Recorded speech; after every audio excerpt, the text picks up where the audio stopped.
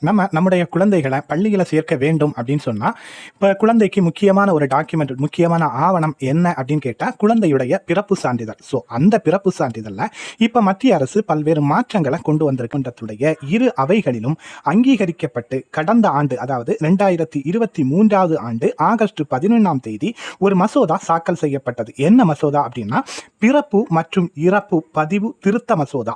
அந்த மசோதாவை தாக்கல் பண்ணிய அந்த மசோதாவின் அடிப்படையில் பிறப்பு பதிவேட்டில் இனி குழந்தையுடைய தாய் மற்றும் தந்தை இருவரின் மதத்தை தெரிவிப்பது கட்டாயம் அப்படின்னு சொல்லப்பட்டுள்ளது.